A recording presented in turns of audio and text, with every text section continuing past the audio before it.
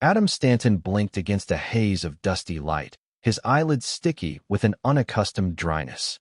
His body felt weak, as if each muscle had been gently unraveled and left in a heap.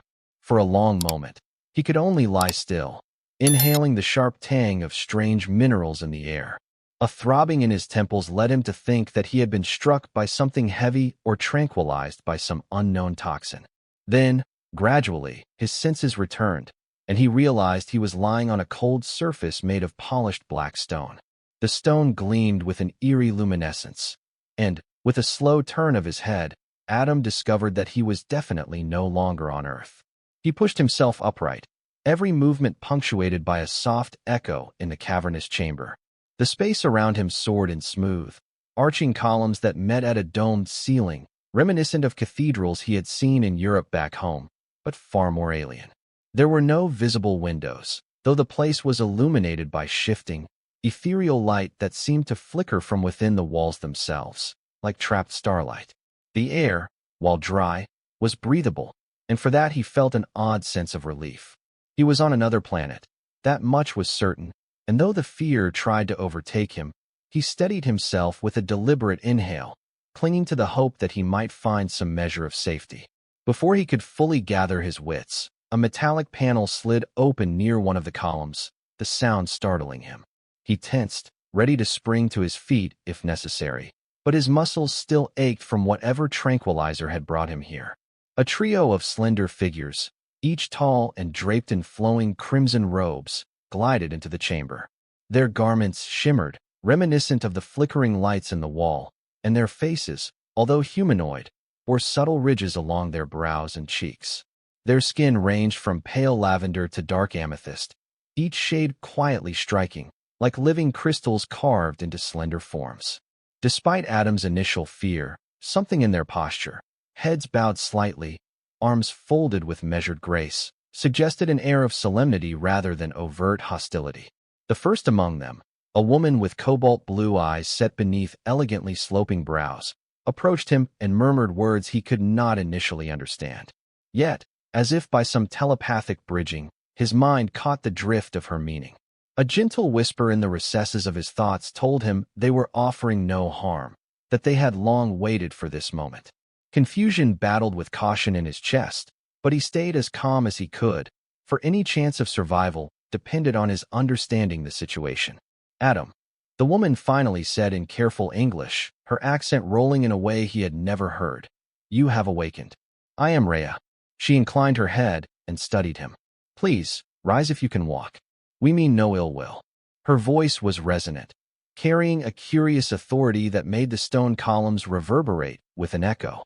He gathered the remnants of his strength and allowed her to guide him to his feet. Reya's grip was cool, but not unpleasant against his forearm. She and her companions led him through a corridor that opened into a larger, opulent chamber, lined with walls of translucent panels, behind which faint silhouettes seemed to move, as if countless others were congregating in the rooms beyond. The structure of this place was enormous, a labyrinth of shimmering hallways and echoing galleries. With each step, Adam's awe was laced with anxious curiosity. At last, he emerged into a grand rotunda, its soaring ceiling marked by an immense circular window revealing a sky the color of twilight. The stars seemed closer and more luminous here, as though the atmosphere carried fewer pollutants than Earth's. A hush fell over the surrounding onlookers, dozens of tall, robed female figures who peered with quiet reverence from around the curving walls. Adam sensed waves of expectation rolling off of them, as though each breath he took echoed with a significance he could not yet fathom. Reya motioned him toward a raised dais in the center of the rotunda. There, a group of older, austere-looking women sat, their robes intricately embroidered with alien symbols that caught the dim starlight and glittered faintly. Adam's breath caught in his throat as he realized these women were staring at him as though he were some fabled creature from ancient prophecy. He did not know whether to be fearful, defiant, or cooperative. He stepped forward hesitantly, and, at that moment, Reya's voice resonated once more. "This is the one we have waited for," she intoned, glancing around at her peers, who were gathered in what appeared to be a tribunal. "He is the Earthman, drawn here according to the signals our sages deciphered, the man whose presence might save our people. Adam blinked, confusion churning in his mind. Save them how? The question rang through him. His lips felt dry, so he licked them, took a steadying breath, and said, in as clear a tone as he could muster, I don't understand. Where am I? And why did you bring me here? The eldest among the seated women, her hair a deep silver blue, spoke up in a voice that quavered with age yet carried distinct authority. You are on Ravos, she said. We are the daughters of its ancient lineage, and we are dying, Adam Stanton. Our race withers for lack of new life. For centuries, we have searched the cosmos for a suitable genetic complement to revitalize our species. The children we bear among ourselves are weak and do not survive into maturity. Only the mixing of outside DNA can save us, and your genome is the match we have long predicted. A chill ran down Adam's spine. He had read and heard of the possibility of alien abductions before, but had never believed in them. Now, faced with living proof, he found himself in a predicament beyond any earthly nightmare. The entire congregation focused on him as the eldest woman continued. You shall father our offspring, she declared, and from you, we shall cultivate the next generation. You will do this willingly, or we will have to force you. There was no mistaking the finality in her words, no doubt about her sincerity. Despite the civilized veneer of their expressions, Adam felt their desperation crackling in the air like static electricity. He could barely muster a response. A trembling seized his limbs, and he clenched his fists. I can't just agree to that, he stammered. I am just one man. How could I save an entire race? Reya placed a comforting hand on his shoulder. Be calm, Adam, she said in a kinder tone. We understand this must be overwhelming for you, but we have studied your biology and your heritage. You are, in every way, the best candidate we have discovered in nearly 3 decades of searching. With your help, we can create a strong hybrid lineage, one that can endure the rigors of our environment and preserve the best of both our peoples. Strangely, Adam found no immediate answer. He glimpsed the unwavering gazes of the tribunal, felt the quiet expectation from the crowd of watchers, and knew they spoke in earnest. He was the last hope for them. For a moment, he felt pity for these alien women, so obviously beset by catastrophe. Yet, to father children under coercion, to be forcibly conscripted into their breeding plan, this was horrifying. He swallowed a lump in his throat and dared to ask, what if I refuse? One of the older women, her eyes ice white, answered bluntly, then you shall remain our prisoner, in stasis, while we collect what we need from you by artificial means. Your refusal is not an option we had hoped to entertain, but we will do what we must. Our species stands on the brink of extinction. That bluntness chilled Adam, and in the hush that followed, the silent tension was broken only by the distant hum of hidden machinery. Reya cast the older woman a careful glance, then turned back to Adam, her expression tinged with regret. It need not be so cruel, she whispered. We can make it bearable for you, perhaps even pleasant. As her words sunk in, Adam found himself taking in slow, measured breaths. So, these alien women called themselves his captors and his saviors all at once, placing him in an impossible position. Yet, he also recognized the truth. He was trapped on Ravos, with no immediate means of escape. If they truly possessed the technology to abduct him across galaxies, they could likely thwart any attempt he made to flee. Perhaps cooperation was the only course of action that might keep him alive and somewhat free.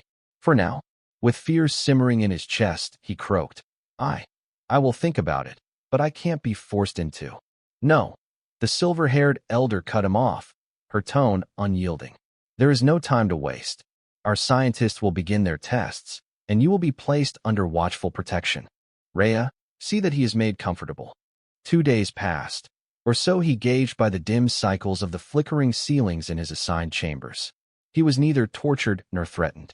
Instead, his days were a continual series of medical scans, genetic sampling, and attempts at friendly conversation by Reya, who watched over him with surprising gentleness. She explained that her people, the Ravane, had once been a flourishing race. They possessed advanced intellect, a knack for harnessing energy from cosmic rays, and had, for centuries, traveled the galaxy in search of knowledge. But, over time, and due to environmental shifts on their homeworld, their male population dwindled. The few hybrid attempts with other species had proven unsuccessful, leading to stillbirths and heartbreak. Now, an irreversible path of extinction threatened them. Adam sensed Reya's despair each time she spoke. Beneath her poised demeanor, there was a raw fear.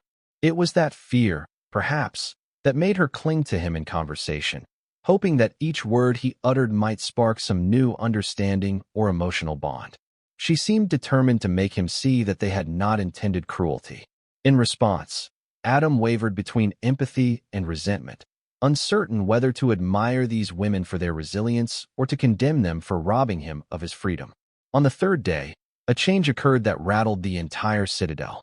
A series of thunderous tremors shook the polished floors, and alarm sirens wailed throughout the corridors. Reya rushed to Adam's quarters, ushering him toward a secure bunker deeper in the labyrinth. Along the way, the panic-stricken faces of the robed Ravane women confirmed Adam's suspicion. Something catastrophic was happening outside. Inside the bunker, a central console displayed holographic images of the planet's surface. Great fissures ran across fields of violet vegetation, and bursts of intense geothermal steam spewed from the ground. Entire swaths of farmland, crucial for the Ravane's survival, were collapsing into subterranean caverns.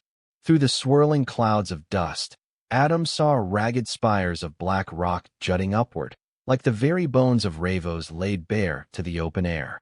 The planet was in turmoil, its crust a shifting labyrinth of destruction. When the tremors subsided, a hush followed, punctuated only by the labored breathing of those gathered. Reya looked at Adam with an expression of resigned weariness. "You see," she said, her voice hushed, "our world is dying. Time grows shorter than we ever imagined. If we do not secure a future through you, our civilization will not survive to see the next century." Driven by equal parts pity and a desire to negotiate for his own freedom, Adam at last found himself nodding. "I'll help," he said quietly, "if it truly means saving your entire people. But we must come to an understanding, one that respects my humanity. I'm not just a breeding tool. I'm also a man with feelings, thoughts, and dreams of my own." A wave of gratitude passed across Reya's face, and though the others in the bunker still observed him with cool intensity, he sensed a collective relief. They recognized his concession. She spoke to them in their language, which Adam could only half-interpret through their telepathic link, and they nodded in unison. Then, the silver-haired elder, who had once spoken so harshly, bowed her head in acknowledgement. "We must show him that we, too, are a proud culture, not a band of desperate tyrants," she said. "If Adam will father our children, we must offer him a place here, a role of great honor. Let us see that he is properly recognized." That night, a solemn ceremony unfolded in the very rotunda where he had first been introduced to the tribunal. The hush was deep, and the darkness pressed close around the circle of robed figures. High above, the domed window revealed a tapestry of star fields. If Adam had not been so tense, he might have found the scene strangely beautiful. With measured steps, Reya led him to the center of the rotunda, where an ornate dais had been transformed into a symbolic altar of sorts. Flickering blue torches rose around its perimeter, casting dancing shadows on the polished floors. In a low voice that resonated in Adam's mind, Reya described how this ceremony was once reserved for their greatest spiritual leaders, individuals chosen to guide their civilization through times of peril. The Ravane believed such chosen ones were bound to the cosmic energies that coursed through the universe. Though Adam did not entirely understand, he felt the weight of the ritual pressing on him, a gravity that clung to the hush of the watchers. He knelt, uncertain, and Reya placed an engraved torque around his neck, a collar-like ornament set with small gems that glowed softly whenever his heart pounded. The torque was meant to signify his covenant with the Ravane, a pledge that he would protect them, father their children, and in return, they would honor and serve him. A swirl of conflicting thoughts filled Adam's mind. He was now a symbol of salvation, yet he remained very much their prisoner. This union felt both sacred and disquieting. That disquiet only grew as the days turned into weeks. Under the gentle guidance of Reya and the watchful eyes of the Elder Council, Adam underwent a series of procedures, some surprisingly painless, others deeply unnerving. They extracted samples of his DNA in advanced laboratories that shimmered with alien technology. They combined it, spliced it, and tested it on embryonic forms in nutrient baths. A hush would fill the labs every time a scientist whispered that the cells were dividing properly. Hope soared, and the entire city of Icarus, the Ravane capital, seemed to hold its collective breath, awaiting the next progress report. Soon, the scientists declared an early success. A handful of embryos, stable and strong, showing signs that they could develop into living, breathing children of mixed Earth and Ravos parentage. The news spread like a wildfire of jubilation, and overnight, Adam felt the weight of expectation intensify. Women came forward, volunteering to bear the next generation. The Elder Council approved only a select few to carry these initial hybrid gestations, presumably to maximize the chance of success. But not all were content with this arrangement. Mutterings of dissent simmered in the more distant provinces of Ravos. Adam overheard fragments of telepathic discourse that suggested certain factions disapproved of an off-worlder influencing the genetic future of their race. They questioned whether the Ravane identity would be lost forever in these half-breed children. Others saw it as a necessary evolution, a leap into a stronger future, guided by Adam's proven genetic resilience. Through it all, Adam found himself increasingly entangled in Ravane society. Reya spent time introducing him to their customs, their ancient texts written in luminescent ink across smooth black stone. Sometimes, they would wander the corridors that circled the city's core, speaking in hushed tones about Earth's history, about Ravos's lost glories. Reya, who had once seemed merely a diplomat, now displayed remarkable leadership abilities. The Ravane turned to her for guidance. She, in turn, looked to Adam, especially when they faced growing unrest from those who considered him a danger. One fateful evening, the silver-haired elder who had first threatened to force Adam into submission approached him in secret. She introduced herself as Selina, the highest matriarch. In a secluded garden lit by shimmering, bioluminescent blossoms, Selina apologized for her earlier harshness. She admitted the desperation she felt for her people, the moral compromises she had made. Then, with eyes that seemed genuinely contrite, she offered Adam something he never expected, the potential for power. "Should you choose to stand beside us," she said softly, "we can do more than simply keep you here. We could elevate you, grant you a role in our governance, ensure your freedom of movement, and respect your wishes. You need not be a prisoner." She lowered her voice further, leaning closer so that only he might hear. "But if you join us in leading, help us organize and quell the dissenters, you could shape Ravos's destiny in your own vision. We have long functioned as a matriarchy, but we are prepared to make an exception, an arrangement never before offered to any outsider." Adam's heart pounded, and the torque around his neck seemed to pulse in time with his racing pulse. He was torn. Part of him recoiled from the idea of lording over a people he barely understood, but another part, one he had not recognized before, felt a flicker of temptation. Power. Influence. The ability to reshape a civilization at its most fundamental moment. And if he accepted, might he also forge a path to Earth's advantage, harness the technology of Ravos to improve his home planet upon returning? Days stretched into thoughtful nights. Each evening, Adam slipped deeper into meditations about his predicament. The more time he spent studying Ravos's precarious condition, the more he recognized that its people would follow him eagerly if he presented a strong vision of hope. He grew bolder in conversations with Reya, suggesting policy changes, ways to incorporate Earth-based agricultural techniques. Astonishingly, the seeds of Earth's wheat, which they had stolen along with him, showed signs of adapting to Ravos's soil. With careful scientific modifications, they might feed entire settlements. Hope turned to ambition. Adam found it disturbingly easy to manipulate the curiosity and reverence the Ravane showed him. After all, he was the father of their future children, the harbinger of a new dawn. He started to crave the recognition he received from the scientists, the hush that fell whenever he stepped into a council chamber. Slowly, he stopped feeling pangs of guilt about his role. He came to see it not just as a duty or a forced circumstance, but as an opportunity. Thus began his careful ascent. He forged alliances with those who once doubted him, demonstrating that the new hybrid genetic line was not a threat, but a necessary evolution. He offered insights from Earth's rich tapestry of social structures, everything from democracy to monarchy, cherry-picking ideas to bolster his own emerging authority. At times, he was haunted by how easily his words could sway them. In a society ruled for millennia by a matriarchal council, the infusion of a singular male perspective, backed by the promise of future generations, held unexpected allure. Meanwhile, the hybrid pregnancies progressed. The first wave of expectant mothers, chosen for their robust health, were enveloped in an outpouring of hope. Adam visited them occasionally, feeling both a sense of paternal protectiveness and a strange detachment.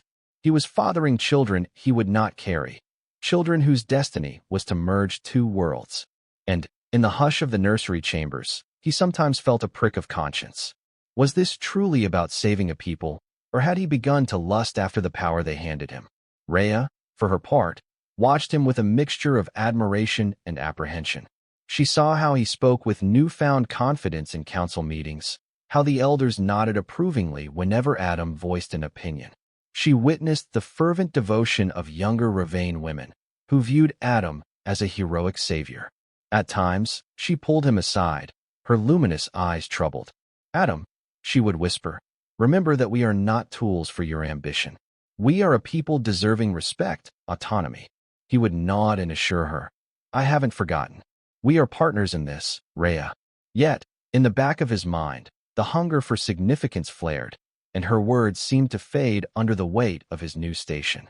One quiet dawn, Adam stood at the balcony of a high tower in Icarus, gazing over the spires and domes, all crafted from shimmering black stone. He saw robed figures moving like rivers of color through the streets, carrying offerings to a new life. Beneath the surface bustle, tension simmered. Some Ravane were thrilled about the promise of hybrid offspring. Others whispered fears that Adam's children might one day rule Ravos outright, displacing the old ways. The seeds of rebellion stirred in the shadows, and though they kept a low profile, Adam sensed their presence. He resolved to quell the unrest before it took root.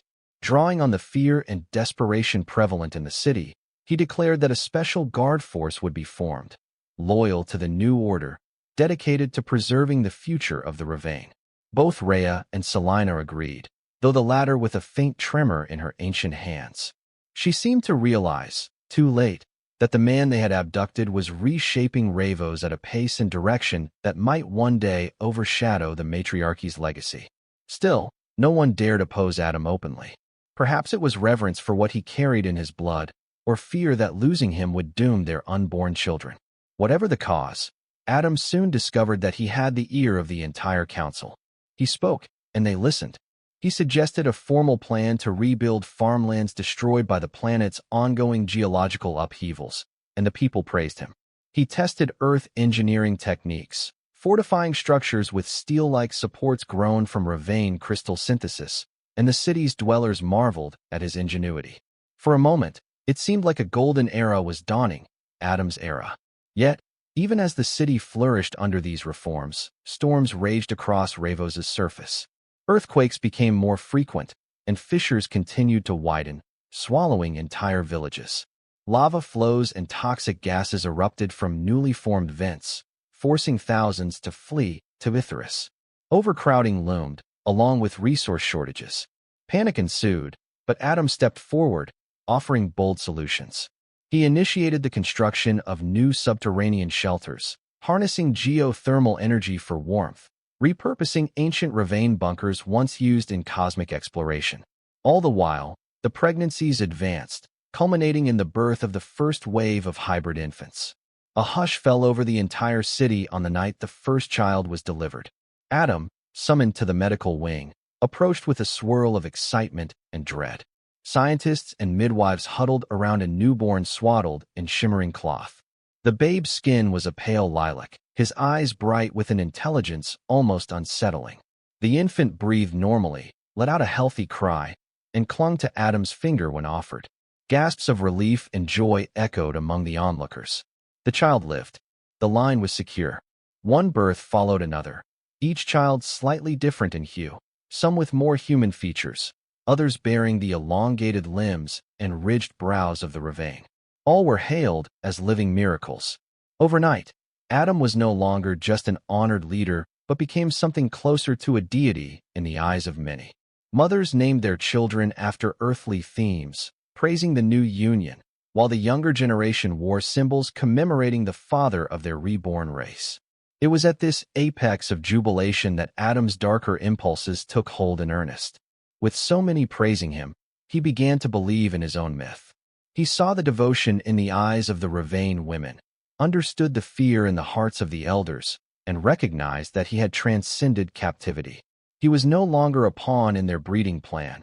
He was, in many ways, the orchestrator of their future. Reya was the first to sense danger. Late one night, in the privacy of Adam's grand quarters, a series of lush rooms fitted with alien tapestries and views of glowing towers, she approached him. Her eyes flickered with concern, and she said, "Adam, the rumors trouble me. You have begun to question the traditions of the council openly, casting aside the role of the matriarchs as if it no longer matters. You are forming your own guard, your own circle of advisors, many of them new mothers grateful to you. I fear a schism." He turned, jaw set. "I'm securing our future," he replied. "Surely you see that the old ways aren't enough to save Ravos from its cataclysms. My methods may be aggressive, but we have no time for half measures. Even you, Reya, must admit that I've brought unprecedented change. And is it not for the good?" She lowered her gaze, her voice heavy. "Change, yes. But at what cost? We cannot replace one desperation with another." The council grows uneasy. Selina is frightened. She fears we have awakened something in you, a hunger for dominion that even you might not fully control. A swirl of anger, quick as lightning, sparked in Adam's chest. He tamped it down, forcing a calm expression. "I only do what's necessary. You must believe that."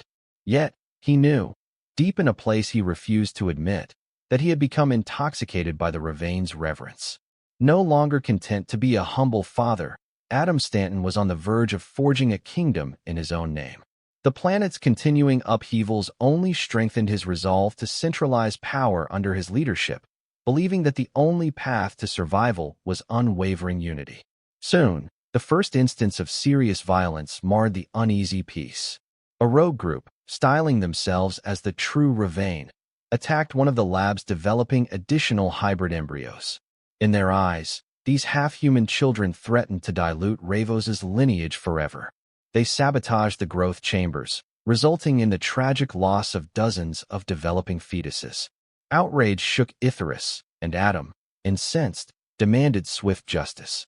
He rallied his personal guard, tracked the group's hideout, and ordered their unconditional surrender. When they refused, a brutal confrontation ensued, leaving multiple rebels dead and even more imprisoned. The shock of such bloodshed rippled through the city. Many felt it was necessary, a show of strength in the face of terrorists. Others whispered that Adam had overstepped, that the council's protocols for peaceful negotiation had been ignored. Reya confronted him, tears in her eyes, pleading for restraint, but he only answered that saving the future demanded no mercy for those who would sabotage it. Despite the growing tensions, Adam's popularity among the majority persisted. New mothers thanked him for the lives of their hybrid children, praising his protection. Workers in the subterranean shelters thrived under his organizational prowess. Even the city's infrastructure saw improvements that the old matriarchy had never accomplished. In time, he found himself regarded with near worship, standing side by side with Reya and Selina in ceremonial gatherings, though he always seemed to overshadow them. But fate twisted once more. The planet's core disruptions intensified. Portions of Icarus collapsed into enormous sinkholes, and fresh calamities ravaged the outlying regions. Whole swathes of farmland were swallowed by toxic vents. The question soon became whether Ravos would remain habitable for another generation. In emergency council sessions, some suggested an evacuation, though the Ravane lacked the old ships that once roamed the stars. Their technology was advanced in genetics and energy manipulation, but they had retired deep space colonization centuries ago. Adam, on the other hand, pushed for a grand plan to rebuild the star vessels, to flee Ravos entirely if necessary. It was an audacious idea, requiring more resources than the planet's fractured surface could easily yield. But Adam saw no other option. If the planet was doomed, the only way to ensure the survival of his children was to lead them elsewhere. Even Selina, in her trembling old age, recognized that a seed of truth lay in Adam's plan. Reluctantly, the council granted him the authority to mobilize the population, conscript labor, and allocate resources for massive shipbuilding. The pace of construction was mind-boggling. Under Adam's relentless command, towering dry docks rose across the city's outskirts, forging starcraft skeletons from the planet's famed black stone, fused with cosmic metal harvested from asteroid mines. Day and night, hammers rang and welders sparked. The Ravane labored with a fervor born of desperation. There was little time to protest, even less time to reflect on how drastically their society had changed. The old matriarchal temples, once the heart of daily life, fell silent as the populace turned its full attention to Adam's instructions. But as the Exodus ships neared completion, another crisis loomed, an internal power struggle. Members of the council who had tolerated Adam's dominance for the sake of progress now feared for the future. If they left Ravos under his leadership, would they not become exiles, forever bound to a single man's rule across the stars? Reya was torn between loyalty to her people and her complex feelings for Adam. She confronted him again in secret, tears brimming in her violet eyes, telling him that many Ravane families wanted a democratically chosen leadership for the new colony. Adam balked. A democracy at this juncture? When we're days away from total planetary collapse. We need firm guidance, not a council of squabbling factions. We do not have the luxury of time. Her voice shook as she responded. Guidance, yes, but not tyranny. Look at yourself, Adam. You're not the man we first encountered. Your eyes burn with conquest, with power. I fear that if we follow you into space, we'll never be free again. His frustration boiled over, and he pounded a fist on a metal console. The torque at his neck, once a symbol of Ravane acceptance, now felt like an insignia of dominance. With a bitter edge to his words, he retorted, Have I not saved you? Have I not given you children who will survive when Ravos is no more? Am I not building ships to carry you to new worlds? Yet you question me at every turn. Perhaps I should let the planet swallow us all. A stricken look passed over Reya's face. Adam, you don't mean that. I know you still care for these people. He laughed bitterly, turning his gaze to the nighttime sky visible through a nearby viewport. Care is a relative term, he said. What do they do for me besides cling and complain? For a moment, he felt uncomfortably exposed, the world tipping on a precarious edge. Then, remembering the gravity of the situation, he exhaled, softer now. I only want us to survive, he murmured. To see my children, our children, living beyond this dying rock. She touched his arm gently, a flicker of understanding in her eyes. Then let us find balance. Let us share power, Adam. Please. These are the final days of Ravos. Let the Ravane people step into the future with hope, not fear. That night, as storms lashed Icarus with torrential sleet and the ground shook again, Adam lay awake in his chamber, wrestling with the twin serpents of ambition and remorse. Each tremor felt like a countdown to annihilation. He remembered Earth in quiet fragments, long walks, the rustle of leaves, the taste of coffee. He had been but a simple man, wrenched from his home, thrust into an impossible destiny. Had it all twisted him beyond recognition, or was this path inevitable? At dawn, the city erupted in chaos. Geysers of toxic gas burst from new fissures, and entire districts collapsed in a matter of hours. A mass panic ensued, with desperate families streaming toward the starship construction fields. Adam, startled from his sleepless introspection, raced to the newly built ships, where scaffolding and frameworks soared into the smoky sky. One vessel, the largest, had been completed enough to be pressurized and launched. The others lagged, still scaffolds of metal and stone, nowhere near flight-ready. Reya appeared at his side, breathless, cloak torn. We have to evacuate now. We've pushed this world too far, Adam. He stared out at the throngs of Ravane and newborn hybrids, some mere weeks old, others still in the arms of pregnant mothers. He locked eyes with Selina, who had arrived on a floating platform, flanked by her guards. We can only fill half of the main ship with the supplies necessary to sustain life during the voyage, she called to him. We must make a choice, or else none of us will survive. A wave of dread rose in Adam's chest. He realized that, no matter what, thousands would be left behind, doomed to the planet's final convulsions. This was the harsh reality of the moment. The weight of an entire civilization pressed down on him, and he knew they awaited his command. Reya, voice cracking, whispered, "Adam, what do we do?" Suddenly, his heart burned with an odd clarity. For all his sins of arrogance, for all his misguided thirst for power, he could not abandon the Ravane who had pinned their hopes on him. He would not consign them to an empty promise. Perhaps the final measure of redemption lay in this last decision. He summoned every fragment of authority he possessed.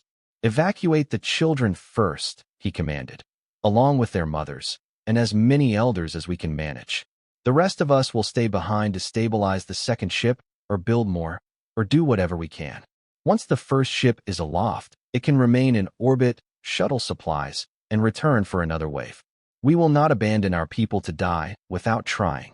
A flurry of activity followed.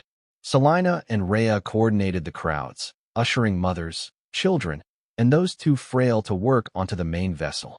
Adam, along with teams of engineers and volunteers, stayed behind to repair the other unfinished craft. The planet's tremors grew violent, toppling spires and causing rivers of magma to surge near Icarus. With each quake, the black stone streets split apart, glowing with molten fissures. Time blurred into a frantic race. The thunder of collapsing architecture rivaled only by the screams of terrified citizens. Adam labored side by side with the Ravane, sweat pouring down his face, lungs choked by acrid smoke. Days passed in a horrific haze, with the planet's atmosphere turning toxic. At last, enough progress was made on the second craft to hope for a follow-up launch. Meanwhile, word came from the first ship, orbiting overhead, that they awaited the signal to descend for more survivors. When that precious moment arrived, Adam gazed upward to see the first starship re-enter the stratosphere, its engines blazing against dark clouds. Through parted layers of smoke, it glided down to a scorched landing field. The hull opened, revealing compartments for more refugees.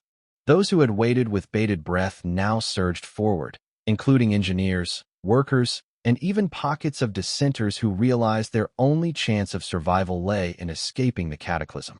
Amid the deafening roar of quakes and the swirling dust storms, Adam helped load the last of the essential supplies.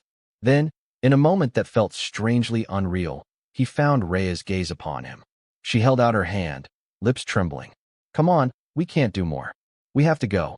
Behind them, the half-finished hull of the second ship groaned, partially collapsing as new eruptions shook the field. The project was in ruins, the materials too scattered, and the planet too unstable. Adam realized it would never launch in time. This was their final chance. "Adam!" Reya cried, tears cutting streaks through the ashen grime on her cheeks. He took her hand, pulling her up the ramp. They collapsed inside the hull, and the gates sealed behind them, shutting out the nightmarish sights of Ravos' final meltdown. The engines thundered, trembling every beam and joint. With a final burst of energy, the starship rose, passing through layers of swirling ash and toxic gases, bearing its precious cargo of survivors. In the observation deck, Adam and Reya watched the planet's surface recede below them. Rivers of fire traced the black stone in a cosmic dance of destruction, a final testament to a world that could no longer sustain life. High above, the canopy of stars beckoned, a promise of the unknown. For a long while, neither spoke. The birth of a new diaspora had begun, a battered group of Ravane and their precious human hybrid children, drifting into space. Adam, feeling a deep weariness wash over him, placed an arm around Reya's shoulders. She did not resist. She understood, as did he, that everything had changed. And yet, in that silent cockpit, a sense of hope endured. Their vessel carried the seeds of a new future, forged in pain but also in aspiration. In the following weeks, as the ship traversed the cosmic void in search of a safe harbor, Adam worked closely with the Council. Together, they set up a provisional government, a blend of Ravane tradition and Earth-inspired structure. Reya insisted on fair representation, and Adam, humbled by the cataclysm he had witnessed, relented to the checks and balances that Selina and the other elders proposed. The newly formed Starborn Ravane community, though scarred and mourning the destruction of their home, found a renewed unity in the knowledge that they had survived because of cooperation, not tyranny. Slowly, the tension surrounding Adam's role softened. Many still revered him, especially mothers of the hybrid children, but they also recognized that the survival of their new society depended on shared leadership. Adam himself, once seduced by power, discovered a profound relief in relinquishing absolute control. The nightmares of what might have been, of him reigning as a tyrant over a dying civilization, gradually receded. At last, on a day that felt blessed by the cosmic winds, their sensors picked up a star system with a planet showing conditions suitable for adaptation. Some parts of it were arid, others fertile, with shallow seas that glimmered with turquoise algae. The Ravane christened it Ravos, meaning renewed dawn, in their tongue. In a flurry of excitement, the starship descended through a gentle atmosphere, landing near a broad, rolling plain marked by outcrops of dark stone. Disembarking, the survivors felt the soil beneath their feet, touched the swirling orange grasses, and tasted the fresh air. Tears of gratitude and sorrow mingled as they recalled Ravos's final hours, yet realized they now possessed a chance to begin anew. The hybrid children, some just toddlers, crawled or toddled on this new ground, squealing at the unfamiliar textures and scents. Adam stood among them, quietly watching, heart brimming with a cautious optimism. In a formal address to the assembled Ravane, Adam spoke with humility and earnestness, his voice carrying on the breeze. "We have endured much, and we stand here on Ravos as one people, sharing the legacy of Earth and Ravos alike. In our children, we see the hope that unites us, not as conquerors and captives, but as partners forging a future beyond the tragedies of the past." Reya, standing beside him, placed a hand over the torque at his neck, a piece he still wore by choice, now transformed in meaning. "May we learn from the mistakes that almost destroyed us," she said softly, addressing the crowd. "May we build a society where no one voice can drown out the others, and where our children thrive as a bridge between worlds." A gentle hush followed, punctuated by the sigh of the planetary breeze. Then came applause, a wave of gratitude and hope, as if the entire population exhaled a breath they had held for centuries. For the first time in many months, the expression on Adam's face held untainted joy. He turned his gaze skyward, toward the galaxies that stretched across the horizon, and silently thanked the cosmos for this second chance. Over the ensuing years, they established settlements that blended Ravane architecture with Earth designs. The black stone of Ravos found new life in the monoliths they carved from local resources. Fields were planted with the seeds that Adam had brought from Earth, and with every harvest, they marveled at the resilience of life. The hybrid children flourished, displaying gifts inherited from both bloodlines, some possessing telepathic whispers, others an uncanny aptitude for engineering, still others a combination of subtle traits that hinted at bright futures. Adam never returned to Earth in body, though he yearned to see his home again. The Ravane starship was devoted now to short-range exploration. Building a second vessel capable of crossing galaxies without risking their fledgling colony's resources was a long-term dream, one that he hoped his children might realize someday. For the moment, he chose to stay where he was needed, guiding and supporting, no longer as a solitary ruler, but as a father to a new generation and a caretaker of the hope they all shared. And so, in the soft glow of the Ravos sunset, beneath a sky teeming with unknown constellations, Adam Stanton, the once imprisoned Earthman, stood side by side with Reya, watching their offspring play among the tall orange grasses. Laughter filled the air, mingling with the distant hum of alien insects. When Adam met Reya's gaze, he saw a reflection of the journey they had taken together, a path from captivity and desperation to cooperation and renewal. He reached out, and she laced her fingers with his, the torque at his neck pulsing gently. A warm breeze carried the scent of new blossoms across the field. The children, noticing their parents' quiet moment, ran over with squeals of delight. One clung to Adam's leg, gazing up with wide, lilac eyes. Another held Reya's hand, a curious ridge marking her small brow, yet her smile unmistakably human in shape. In that moment, all the shadows of the past seemed to soften. The sky before them stretched into endless possibility, and in each other's presence, they found solace and promise.